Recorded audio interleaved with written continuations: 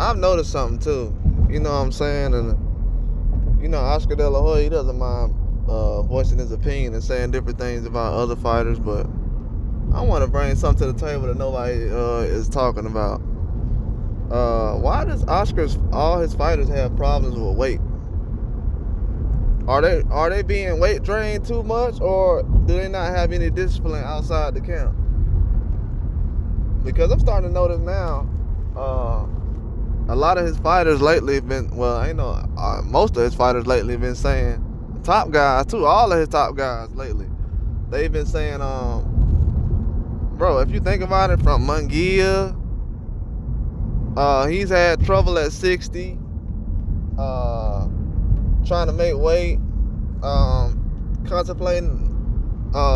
contemplating moving up for so long and different things like that. Virgil Ortiz has had many fights canceled for same exact reason.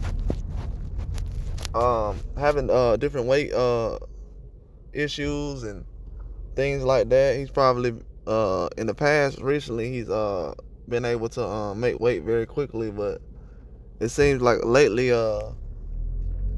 he hasn't had many things good happen to his situation as far as being prepared or whatever it was. It has to be preparation, because if you was actually prepared for that situation, and 9 times out of 10 it's not gonna happen like that. But and multiple times, and he just fought recently. I don't know if that has if that's an issue with him not being as active, or if it's an issue as far as not being able to focus in on just the fight instead of his weight, which could also be an issue. But it's a lot of fighters in the under De La Hoya right now that has issues with making weight, and they've had to move up. And also Ryan Garcia, he feels like he's better at the weight he's at right now. He feel like, well, the hydration clause, that was the thing that affected me, and all those other things like that. As far as now he feels like he's stronger, and 140 is not going to hurt him as much as 35 did with the stipulations, which I don't really bring that up. I don't really care about a rehydration clause, because when Canelo was doing it to Danny Jacobs, and Danny Jacobs had an issue with it, nobody had an issue with it, so I'm not going to have an issue with a rehydration clause. Somebody got to really prove up to me a tweet or something that they said back when that rehydration clause was being thrown around, that's an issue. But for me, I'm not going to have it. If it wasn't an issue when I was saying about Canelo, I don't want to hear about it with Tank. But as far as Oscar's fighters, I feel like that's a huge issue, that guys feel like they're not as prepared as they should, because it's hard to make weight when you're training and different things like that. You can do it, but at a certain time, when you have a big weight cut and you're growing and you're still becoming younger and things like that, it's harder to focus in on just a certain fight or a certain thing that's going on. It's very difficult. It's not as easy as people make it seem. And then you have the situation with Zordo. Bro, no way Zordo should have been cutting 50 pounds. And I'm gonna be real. With Zordo, I just seen Zordo recently. Man, he got a lot of stuff that he can have coming off, man. Like a lot of these guys, I'm gonna be real, man. These flour tortillas and his beer, that beer and that flour tortillas and stuff like that, and these enchiladas and tamales and all that stuff that have starch and all that kind of stuff in it, man, y'all gotta have y'all diet better, man. I'm for real. I can't even feel bad for Zordo, because he had just gotten before the Bivol, not too long before the Bivol fight, he had just got arrested, and I don't know what it was for. I think it was intoxication or whatever, but dude was like 225 or something, 230. Bro, that's too big, man. That's way too big for the size you're at. to be that big, and you're cutting down to 75? No way. No way. No way. Oscar should have been shut that down. If he wasn't disciplined enough to reach up there, he should have been with the cruiserweight or something. Or whatever he was gonna go at. Man, that's too big right there. That's heavy. Nah, man. He's almost walking around with heavyweight. He's heavier than Deontay Wilder walking around. Like, people try to compare. So we got Zordo. He's 230, 235 walking around. Then he's going to fight 175 Bivol. We got guys walking around bigger than Deontay Wilder, heavier than Deontay Wilder. But then we'll have people say, well, Wilder should have did better with the Fury fight. And bro, he's almost outweighed 100 pounds. I mean, he did the best he could with the capacity that he had on him. To feel like then you got guys who's cutting that much weight to fight other guys. I mean, I would think that fighting a guy who's lower weight that would be more impressive, but from what it seems, that's not really impressive to some people. Some people feel like that's not impressive. I don't know why, but right now it looks like that's not impressive at all. They say to just but this weight cutting thing, that's a lot of top fighters in Oscar's camp, man. You got to do something about that. You got to get them a nutritionist or something, a chef, a nutrition a plan or something like that. You got to call Chris Algieri or something. Cause this ain't good. And Chris Algieri, he was doing an excellent job on the when he was working with Danny Jacobs. I don't know if a lot of fighters were working with Chris Algieri. I think Spence was working with him. I don't know though, man. I don't know. I honestly don't know. But y'all gotta find some nutritionists, man, that can really help you guys eat before weigh-ins and stuff like that. That makes a huge difference. But if you're doing this excess drinking and doing things like that, and you're taking on all this starch and eating all this flour, it's not gonna work, man. It's definitely not gonna work. But I see that as a huge issue though. Why is that why does Golden Boy not have any kind of plans as far as with these guys' weight? Why do they have to be in a position where they feel like they gotta starve themselves or they gotta cut heavy weight like that to get in a position to fight? I feel like that's a huge thing that shouldn't be going on. It should not be going on that way. It's not water weight at that point. At that point, you cut muscles and everything. But I still see fat on well, not with Ryan Garcia. Ryan Garcia kind of maxed out at where he's at. But with Zordo, I wouldn't say Jaime Munguia. He's not that heavy. But with Zordo, I feel like he can do a little better as far as what he's working out. He looked better his last fight, but just a little bit around his waist that he needs to chop down on. He really needs to do some abdominal work and stuff like that. No way you cutting 50 pounds and you don't got not one ab on you. That's a problem. That's a problem. That means your lining in your stomach and all that other stuff is not tip top right now. And then that also doesn't help with taking body punches.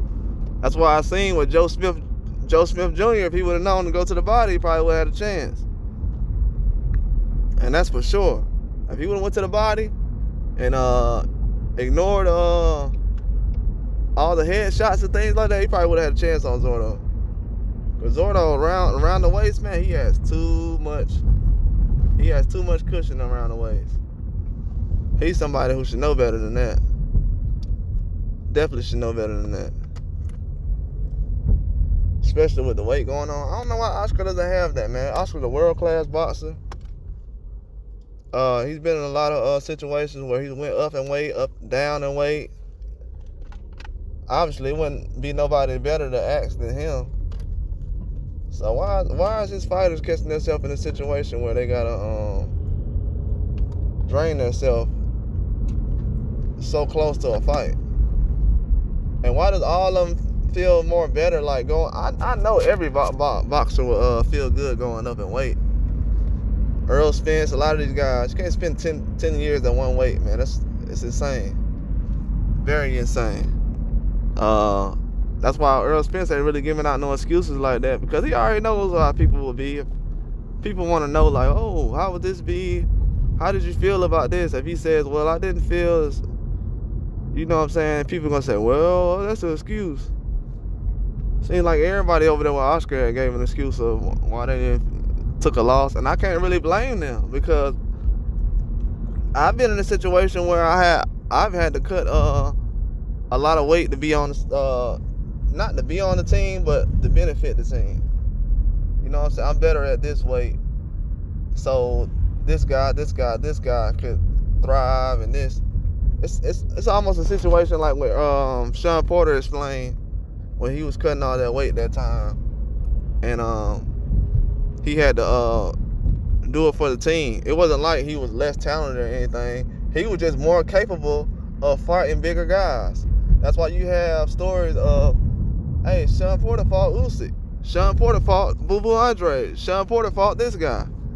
Sean Porter wasn't always the same size as these other guys. He was just more equipped of fighting a guy who's heavier than he is, and making it look like it's normal.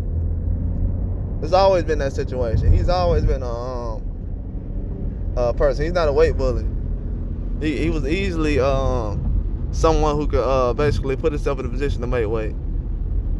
But with a lot of these other fighters going on right now, I don't know if they're doing it for their rankings they're at, the position they're in, but I feel like at a certain point, whether it's Zordo, Munguia, Virgil Ortiz, or Ryan Garcia, they all had themselves in a position where they could have said, nah, I don't want to do this. Like, kind of how like Virgil Ortiz did, but I can see why he tried to make the weight, because he had just made it not too long ago.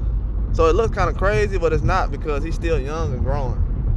You know what I'm saying? If you look at Virgil Ortiz's frame, he looks bigger than a 147. Even though people would say, well, Jerron Ennis, he wasn't at 47 coming up in the amateurs and stuff like that. You know what I'm saying? He probably was around that weight, but he wasn't fighting at that weight specifically. So now that he's in the pros now, he can kind of cut out all the access stuff. And you got to remember, too, when these guys were in the amateurs and things like that, they wasn't focused on boxing just 100%. They still had other things going on. Now, as a pro, you have more free time. And that free time is either going to help you cut weight, or it's either going to help make it very hard for you to make weight.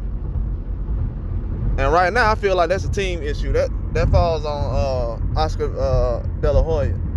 It really does.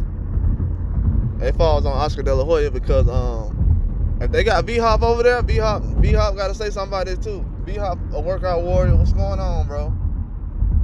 Why these guys? Why they getting drained like this, bro? I know they trying to fight at a weight class that's best for them, but they feel better at another weight, man. Let them guys go on and up to the weight they feel comfortable at. You know what I'm saying? Let them go up to the weight they feel comfortable at. Because then when the guy loses at a certain weight class and he tells y'all, man, I wasn't 100%, I told y'all, then y'all be like, oh, man, hey, man, it ain't no excuse for real. The man was really drained. People don't know, man, how it is to go all that time without eating and then fill your belly up and you heavy like that before you get into a fight without actually doing all this. I don't know, man. It's like filling a trash can up and poking a hole at the bottom of it. All the trash ain't gonna fall out at the same time. It all depends.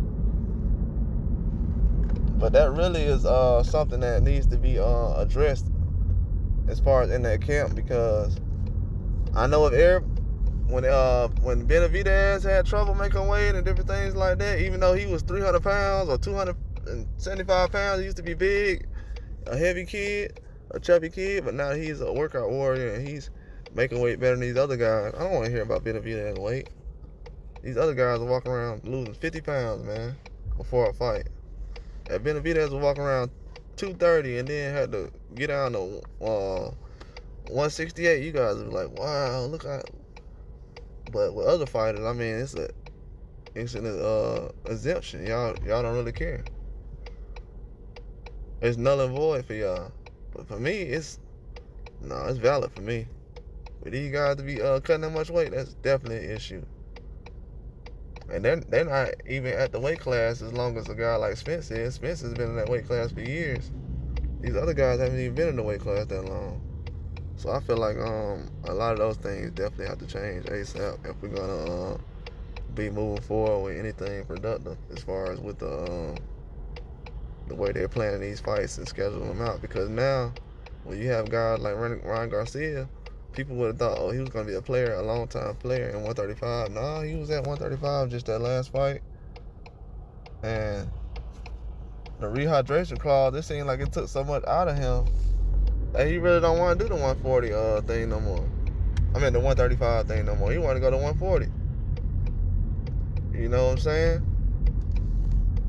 It's been a lot of times like that. That's why I said they might have to get a nutritionist, because Danny Jacobs was in the same situation where he felt like he was a little too drained for the fights he was in. But now he feel like he was in a better position when he got a nutritionist and he was able to eat before weigh-ins. It just makes a ton of difference. That's and as you notice, he got knocked out by a fighter who people would consider as less talented than Triple G and these other people. But when he faced Triple G and Canelo, they didn't knock him out. He finished the fight. So that nutrition and eating the right things and having the right person behind you, that does wonders for you. And that's a perfect example of why it should be priority number one. But the beer and the burritos is definitely not gonna work. But that's all I got. Like and subscribe.